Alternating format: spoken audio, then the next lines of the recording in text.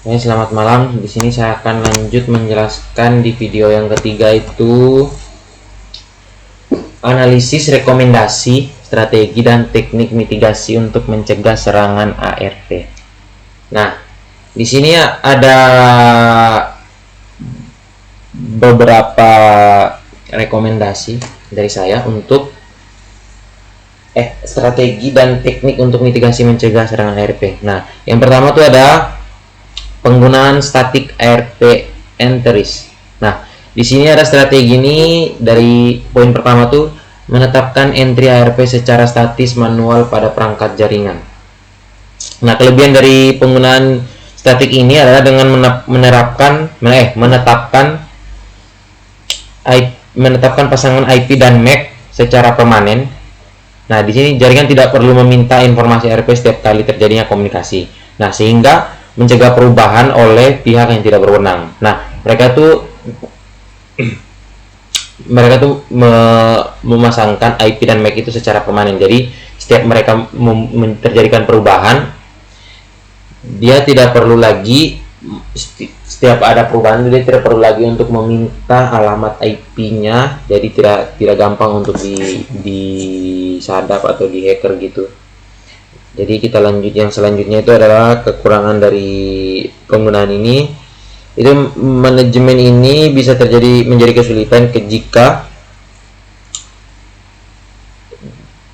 dia tuh lebih banyak memakan waktu. Nah, kalau di jaringan yang besar itu dia akan banyak sekali memakan waktu karena memerlukan pembaruan yang manual. Jadi dia tuh di pembaruannya secara manual atau satu-satu. Nah, selanjutnya ada teknik dari mitigasi ini. Untuk jaringan yang lebih kecil, gunakan saja ARP entries pada perangkat kritis seperti routers atau server penting. Nah, terutama pada perangkat yang tidak sering berpindah. Jadi kalau perangkat yang menetap bisa menggunakan cara ini.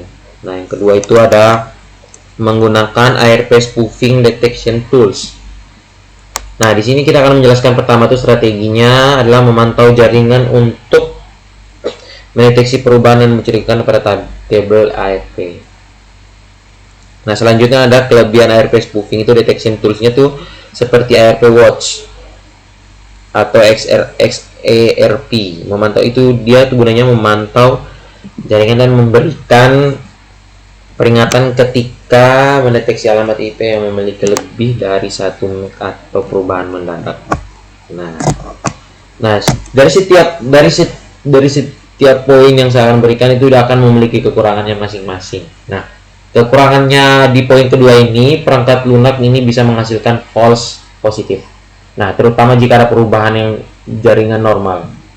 Nah, selanjutnya kita akan menjelaskan tentang teknik mitigasinya, yaitu implementasi monitoring terus-menerus dengan konfigurasi yang tetap agar lebih akurat dan terintegrasikan dengan sistem log untuk investigasi lebih lanjut.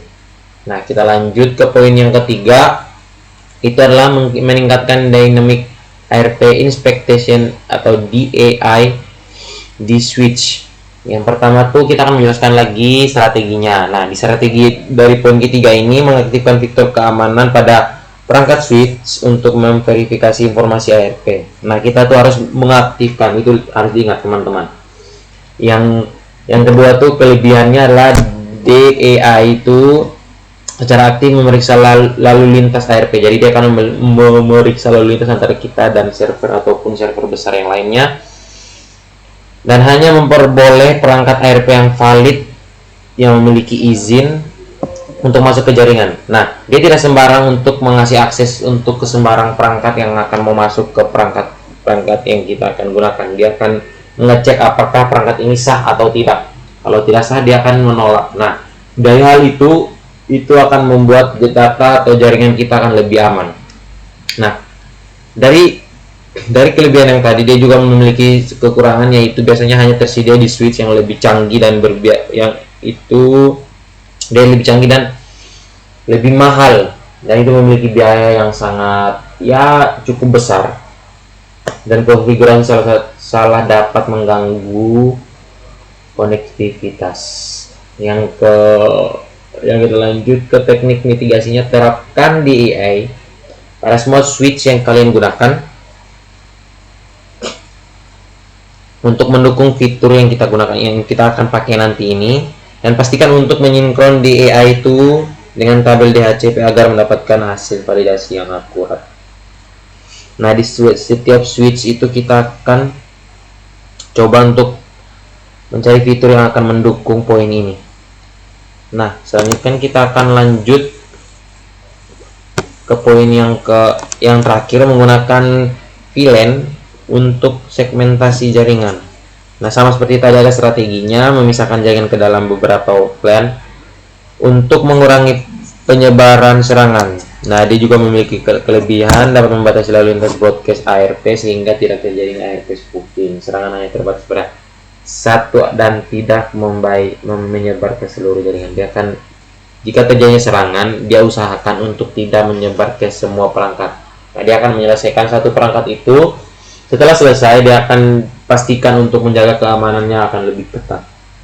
Nah, dari akurasi dan kelebihan tadi yang saya sebutkan sebelumnya, dia juga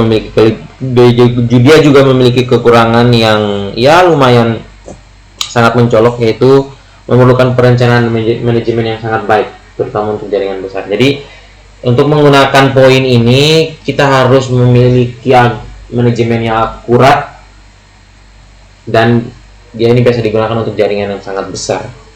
Nah, sekian penjelasan dari saya tentang analisis rekomendasi strategi dan teknik mitigasi untuk mencegah serangan ARP.